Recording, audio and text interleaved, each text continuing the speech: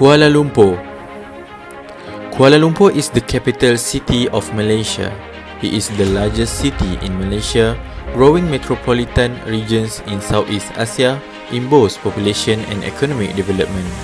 Kuala Lumpur is the cultural, financial and economic centre of Malaysia. Our site is located at Jalan Sultan Ismail. There are a lot of high-rise buildings around the sites and very busy with people around them. So, we as a human, we need to have a relaxing time and go to another place which could make us feel calm and feel safe. For this project, I choose to design an urban vertical mosque to connect all people regardless of religious, races or countries. Islam is one of the main religions practiced by Malays and a small percentage of other races in Malaysia. They do their daily prayers at the mosque, which have stunning Islamic design elements. There are a lot of wondrous mosques in Malaysia, such as Masjid Jamek Kuala Lumpur, Masjid Negara, Masjid Wilayah Persekutuan, Masjid Putrajaya and more. But some people still think that the mosque is a place of worship for Muslims only. The nearest mosque around the site is Masjid Jamek Kuala Lumpur, Masjid Kampung Baru and also Masjid India. So the aim of this project is to study and design a mosque that creates a new heart of neighborhood that contribute to the city dwellers and the community.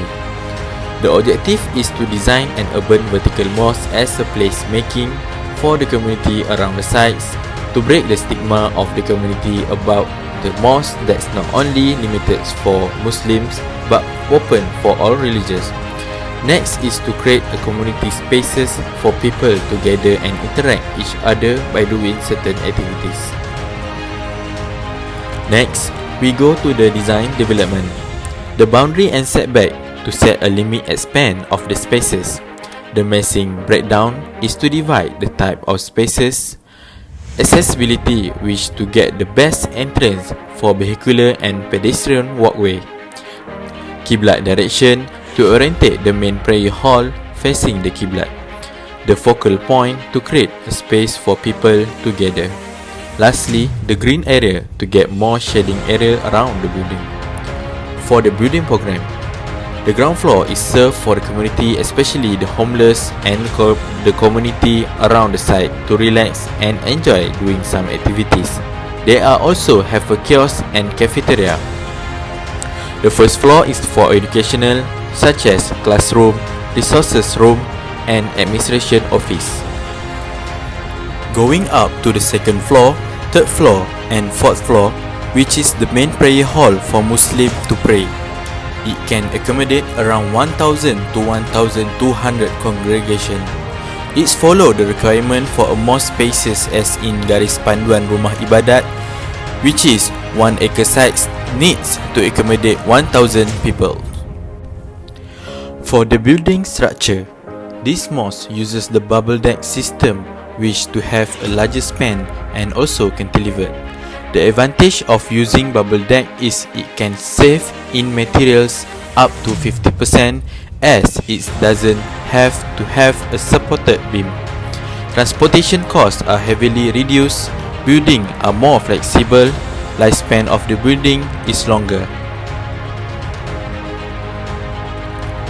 The day lighting technique simulation on 21 June, the site lighting techniques is not enough for the prayer hall to get the natural lighting. When the main prayer hall have a skylight from a dome, it gives more impact for the natural lighting in the prayer hall and fulfill the Malaysia standard luminance for the open hall, which is range from 250 lux to 700 lux. The average lux for the prayer hall at 9 am is 455 lux, at 12 pm is 683.3 lux, and for the evening at 3 pm is 429 lux. Lastly is the best part, which I want to show you some walkthrough video. Thank you and enjoy. أعوذ بالله من الشيطان الرجيم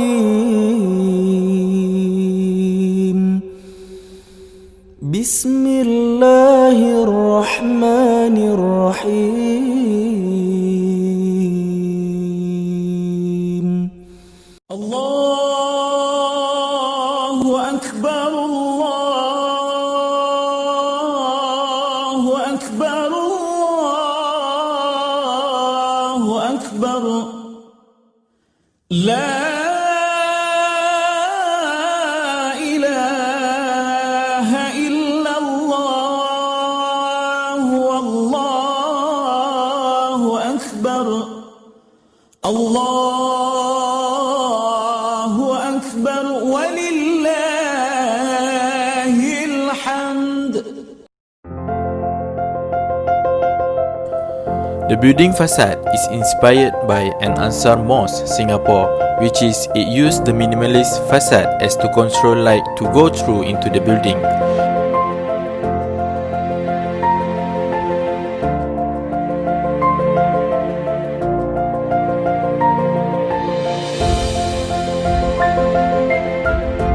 The facade also have a Kufi calligraphy as it is not so dominant and can be accepted by all people to see.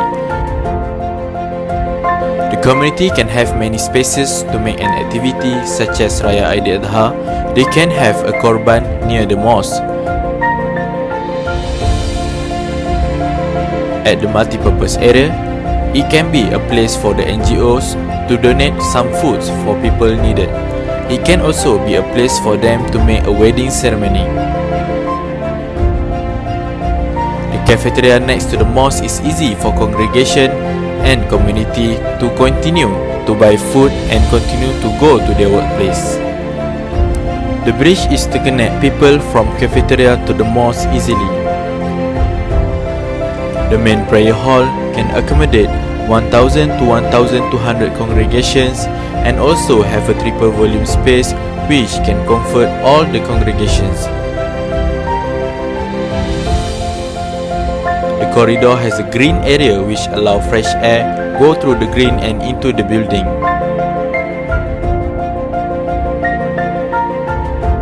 I'm Ismail Wajdi bin Muhammad Rokibi from Wabase AR Nur Shahida binti Azili.